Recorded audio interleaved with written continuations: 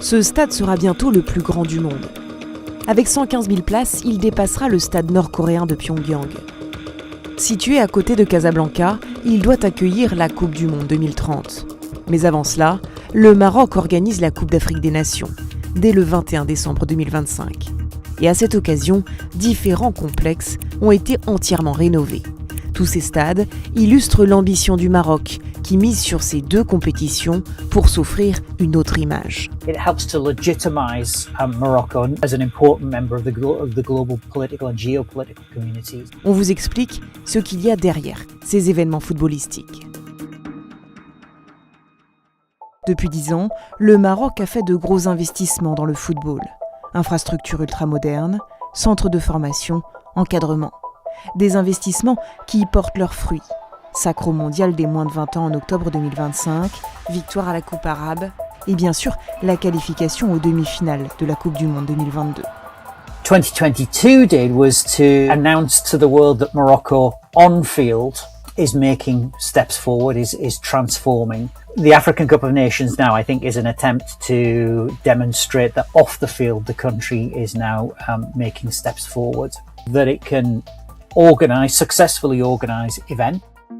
D'abord, la CAN va servir de test grandeur nature pour la Coupe du Monde, que le Maroc organisera en 2030 avec le Portugal et l'Espagne. There'll be sponsors and broadcasters, there will be governments, there'll even be football fans and tourists who'll be looking to see how has 2025 gone as the basis for making their decisions about what to do in 2030.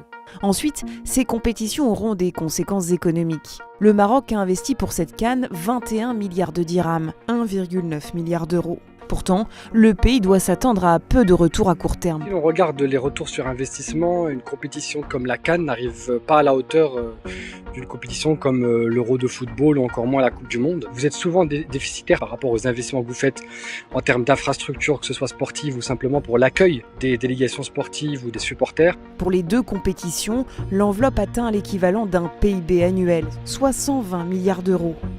Une somme colossale pour présenter au monde un nouveau Maroc à l'horizon 2030 et accélérer l'aménagement du territoire. Sur les infrastructures sportives directement, le plus grand stade du monde notamment, mais aussi sur les infrastructures, par exemple le développement de la ligne grande vitesse aujourd'hui qui est Tanger à Casablanca. L'expansion à Marrakech doit être pensée avant 2030. C'est vrai aussi pour l'agrandissement des axes autoroutiers entre Casa et Rabat. On voit l'ensemble des aéroports de pays remettre au niveau standard internationaux. C'est des infrastructures qui n'étaient pas pensées sur la priorité et là elles sont devenues prioritaires. Enfin, les compétitions sont un instrument diplomatique. En les accueillant, le Maroc profite d'un effet vitrine vis-à-vis d'abord du reste de l'Afrique. Le plus important, je crois aussi, c'est effectivement de conquérir des nouveaux marchés et projeter l'image effectivement du Maroc dans des pays où il est très peu connu, comme les pays d'Afrique anglophone notamment. Mais c'est aussi une vitrine présentée au monde entier. Most people associate Morocco with summer holidays and that's it. Le Maroc veut ainsi montrer son poids sur le continent africain, notamment face à des rivaux comme l'Égypte, l'Algérie, le Nigeria ou l'Afrique du Sud. Morocco sees itself as a gateway for Africa to reach the rest of the world, but I think it also sees itself as the entry point for the rest of the world to engage with Africa. What we are in the midst of is Morocco making a play to what I would see becoming Africa's most important nation.